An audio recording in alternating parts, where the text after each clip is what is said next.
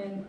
One of our neighbors that was, older and retired and would always come over and help my dad fix any equipment that needed fixing, or, he knew how to do electrical repairs. And I think that community strength, both from people helping and from, customers that were really excited about what my parents were doing and wanted to support them. And, we have some CSA members that have been members for the past 30 years since my parents started farming. And I think that strength of community is something that's really valuable and important to me here that I would love to be able to find somewhere else. Great. Yeah, thank you. Taylor, speaking of community, I know from our sort of pre-panel conversations and emails that one of the things that you sort of have called out for yourself was your experience of sometimes having a little bit of a challenge in finding community and sort of feeling established and really truly fully welcomed by that community. And I'm just sort of curious what you feel like needs to change, or why do you think that is, and what needs to change to make that different? It's not loaded or anything.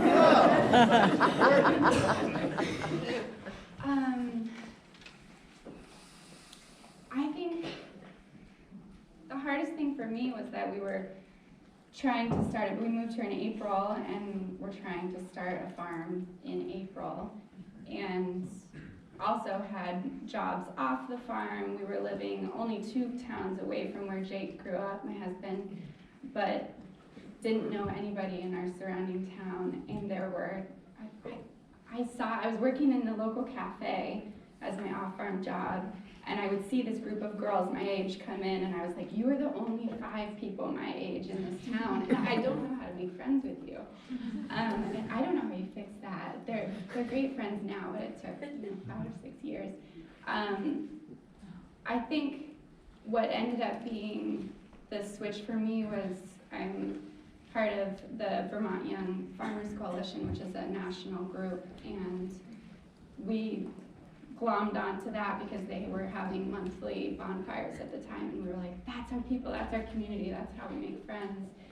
And so I think, and that has since, I'm now the president of that organization in this state, and that allows me to go to the national meetups, and so I've met farmers from all over the country and created a community that's outside of this state, but everybody from the rest of the country wishes they were in Vermont, which is really interesting. So I think I've valued the culture that is here in a different way from seeing it from an outside perspective, and so I put a lot more effort into meeting neighbors and working in the school, getting to know people that way. But I think supporting groups that exist like that, these coalitions, the Granges, these groups that have grown up organically over time, if there's a way to tell young people, beginning farmers, about these groups and encourage them that I know you're busy, I know it feels like you can't keep your head above water right now, but it's so, so, so important to find those communities and get outside of your farm once in a while. It took me about 3 years to learn that. Thank you. Chuda, I think I would ask you, a somewhat similar question, I guess, in terms of, your becoming more sort of embedded in your community. Clearly you come from an entirely, different culture in many ways. And I guess I'm curious to hear, what has been sort of most surprising to you about Vermont sort of farming and even the broader sort of culture and community that you have settled in. Yeah, this time I didn't take very long time.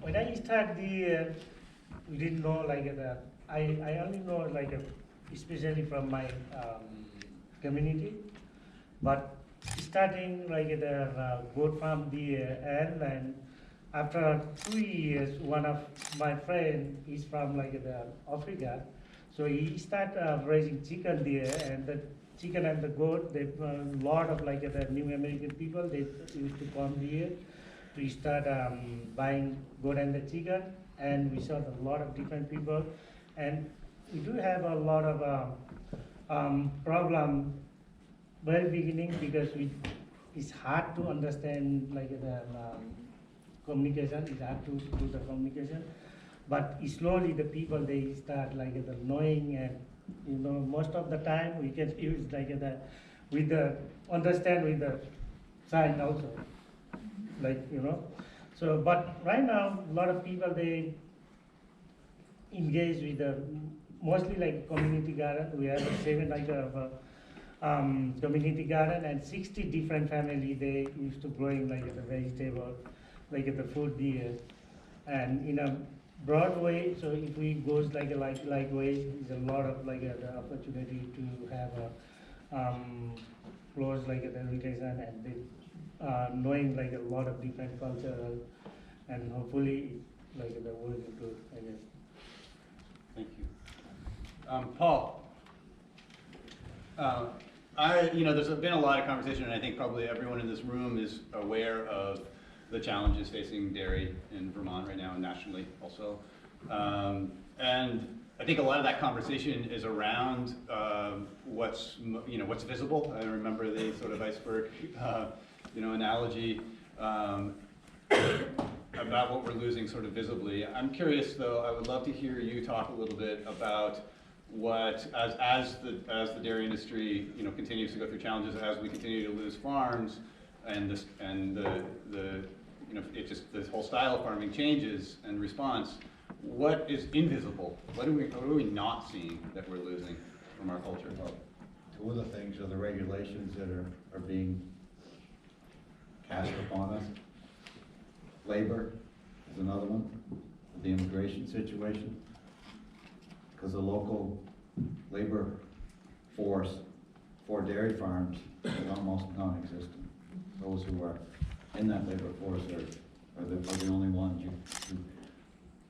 I don't have that problem because we don't hire anybody, but if we had to, it would be very difficult, and those are the two main ones that I can think of right now. Also, the services, as not just dairy, but we need all forms of agriculture to work together in this state to get services. I mean, Champlain Valley Equipment wasn't able to keep East Randolph open, so that if we had a piece of equipment we needed repaired, we'd have to take it to Berlin, Vermont. But it's coming to that point. The veterinary clinics, they are stretched quite thin. Just all the services that go with it. The guy that sells detergent and all the cleaning supplies. The whole infrastructure and the communities, because these farms, even if they're a small farm, they generate income and it's spread around the community. And if you don't have a farm there, you don't have all that in the schools. It's everything. It isn't quite as invisible as it should be, but because it shouldn't be existing. But the whole below the surface of the iceberg, I think, we have very little control over what the price is going to be, because we all dairy farmers. It isn't the same with vegetable farmers or others. If you can't sell a product, you don't grow it. And I think we're seeing that with hemp. People have grown hemp and discovered they can't sell it. But dairy farmers have figured out that they can make a lot of milk quickly. And if the price of milk is high, they make more. If the price of milk is low, they make more to get cash flow. So it's a vicious circle. There are attempts at this point to have a program to not stop production, because you can't just stay in the same mode. You have to grow. But to make sure that the increase in the milk production is not oppressive to the point where it causes the co-ops to not be able to make any money. If you don't have a co-op to collect the milk, you don't have a business. Thank you. Matt, you have been, you're what, the 7th generation on your farm? Which is, when I heard you say that, it just sort of all of a sudden I felt so untethered in my own life, and it really made me think about how unique it is in the 21st century for somebody to be able to say that they're the 7th generation to be on a piece of land. And I'm really curious to hear maybe you reflect a little bit on how that might inform your perspective of the sort of culture around you and the community around you. You know, maybe to include the land itself. Yeah, it definitely shapes your view on things. I mean, tethered is a good word to describe it. Well, you know, it's like I said. I mean, I grew up. Mom and Dad put us to work. They needed our help. You know, I mean, it was. I mean, it's not the subsistence farming it was. You know, we're farming for a profit, I guess, but it still kind of functions a lot the same, and it definitely has shaped my perspective on the culture pretty heavily, because it's, I mean, I was so intensely and still am so intensely immersed in it that it's probably the argument can be made that I've missed out on a lot of other perspectives that maybe I should have been experienced to. And you know, I made a point to go out of high school to go. I made it as far as UVM, I guess. That was where I got my bachelor's degree, which still went home on the weekends, but you know, it's definitely was an exposure to different kinds of cultures. And then I made a point to get out of town for a summer and do an internship in Idaho on a farm, and that was interesting to see the way people do things out there. And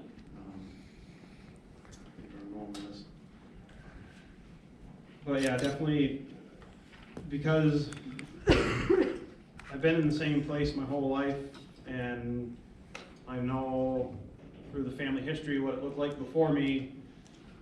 Definitely the